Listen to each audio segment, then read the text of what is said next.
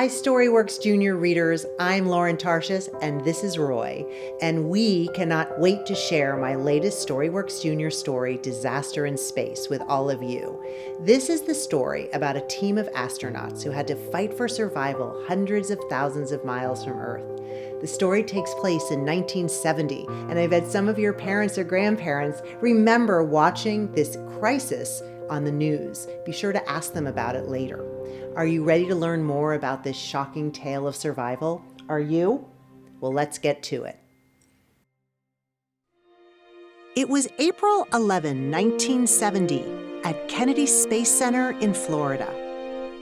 3 astronauts were strapped inside their small spacecraft, Apollo 13.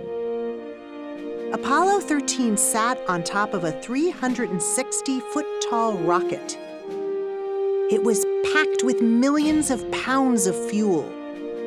When the fuel was lit, the rocket would shoot Apollo 13 into space. The countdown began. 5, 4, 3, 2, 1. With a roar, the rocket shot into the sky.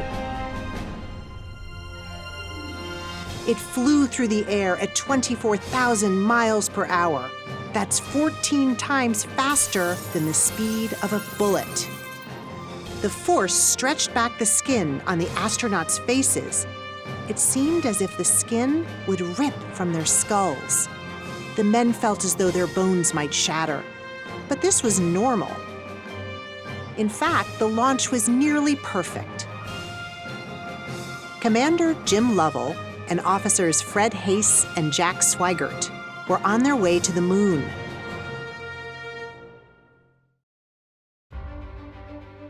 The astronauts sped toward the moon. They would travel 240,000 miles over 3 days.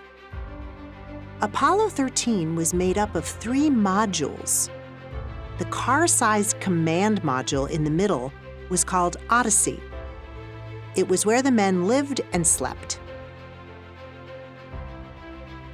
The lunar module, or LM, was attached to Odyssey on one end like 2 Lego bricks. It was the smaller spacecraft built to carry the men from Odyssey to the moon and back. A service module was on the other end. It held most of the ship's electrical power and oxygen tanks. The astronauts were crammed into Odyssey. They ate pouches of dried food mixed with water. There were no showers, sinks, or toilets.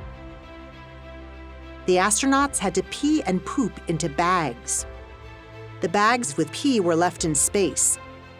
The bags with poop would be brought back down to Earth. They had chemicals that kept odors away. There was no gravity to hold anything down. The men floated in their jumpsuits.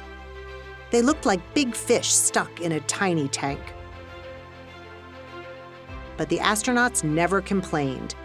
They were honored to be on this flight. On April 13, Lovell, Hayes, and Swigert prepared for the moon landing. The astronauts were in contact with a team of engineers at Mission Control in Houston, Texas. The engineers asked them to check Apollo 13's oxygen tanks. Swigert flipped a switch. There was a loud bang. The spacecraft moaned and shook. Houston, we've had a problem. Lovell said. In fact, it was a catastrophe. At first, nobody knew what had happened. Lovell thought they had been hit by a meteoroid. But it was an explosion in an oxygen tank. The ship was badly damaged. Within hours, Odyssey would run out of oxygen and power. The men could no longer continue to the moon. Instead, they would need to go back home right away. Back at Mission Control in Houston, Flight Director Gene Kranz gathered his engineers. Kranz's team and the astronauts came up with the same idea: to stay in the LM.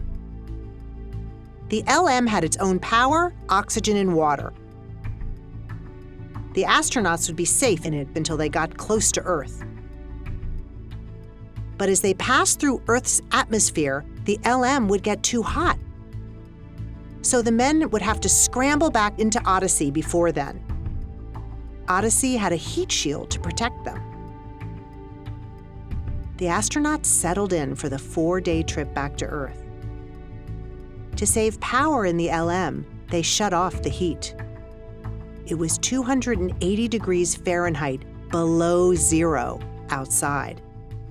The men shivered in their spacesuits. People on Earth scanned the sky.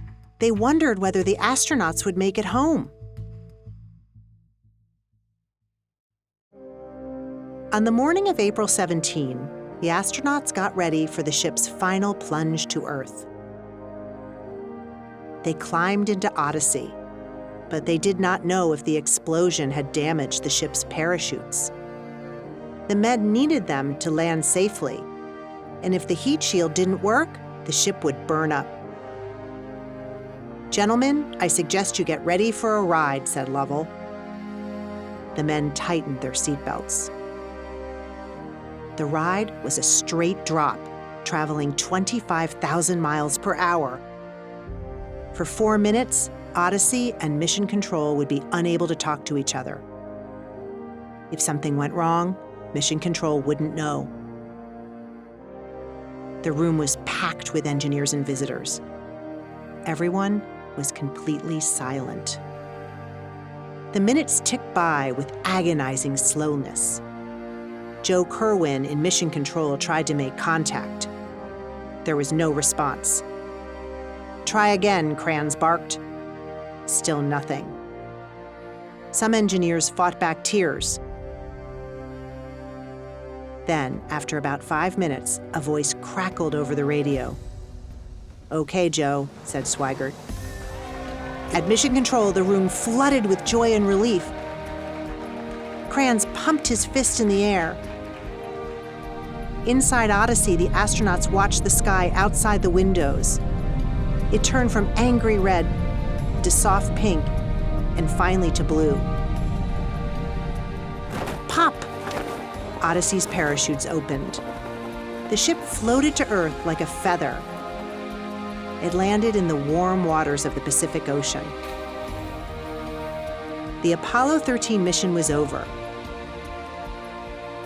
It was a failed mission, but it would be remembered as one of the U.S. space program's greatest successes because everybody returned safely.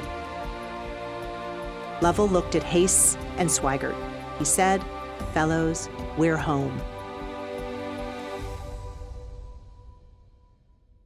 I hope you like this special video read aloud of my article, I Know My Dog Roy Did.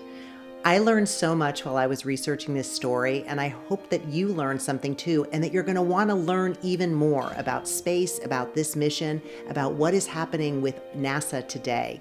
I loved being with you, and I hope you have a wonderful day. Goodbye to all of you.